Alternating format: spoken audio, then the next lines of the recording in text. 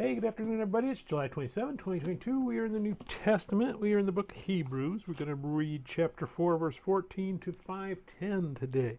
Let's see. We said the author of Hebrews, we don't know who he is. Some people think he's John, or think he was Paul. Some people aren't sure. It was classified as a letter.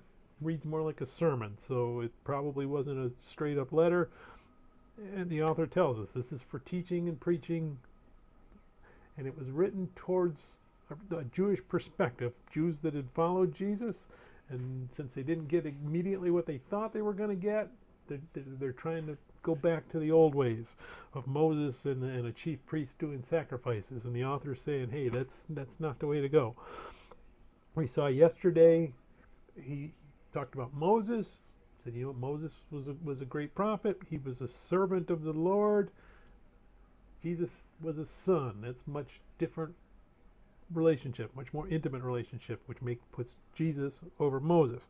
Now he's going to do the same thing with Jesus as the chief priest, that he was the best chief priest.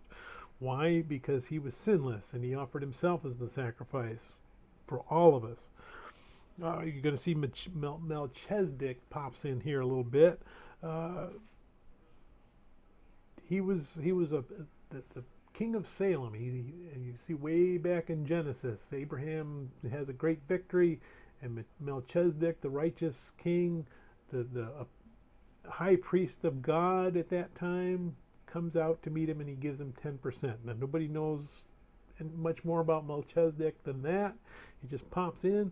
It's like, but the thing to get from that is even before there was Aaron, there was a high priest. Even before there were Jews, there was a high priest.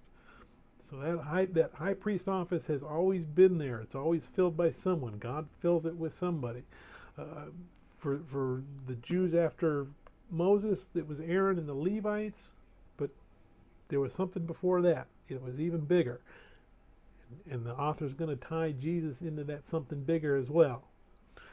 He's going to expound on it a little bit later, and we'll get to that maybe in a couple days. So let's go ahead and we're going to read Hebrews chapter 4, verse 14 to 5:10.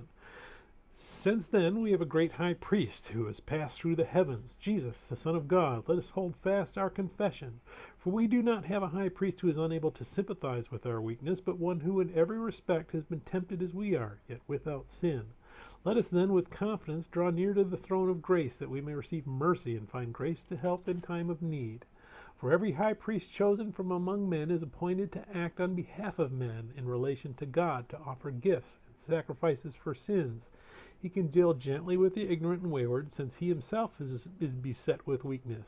Because of this, he is obligated to offer sacrifices for his own sins, just as he does for those of the people. And no one takes this honor for himself, but only when called by God, just as Aaron was. So also Christ did not exalt himself to be made a high priest, but was appointed by him, who said to him, You are my son, today I begotten you. As he says also in another place, You are a priest forever, after the order of Melchizedek. In the days of his flesh, Jesus offered up prayers and supplications with loud cries and tears to him who was able to save him from death, and he was heard because of his reverence. Although he was a son, he learned obedience through what he suffered, and being made perfect, he became the source of eternal salvation to all who obey him, being designated by God a high priest to the order of Melchizedek. May God bless the reading of his word. May God bless you. Bye.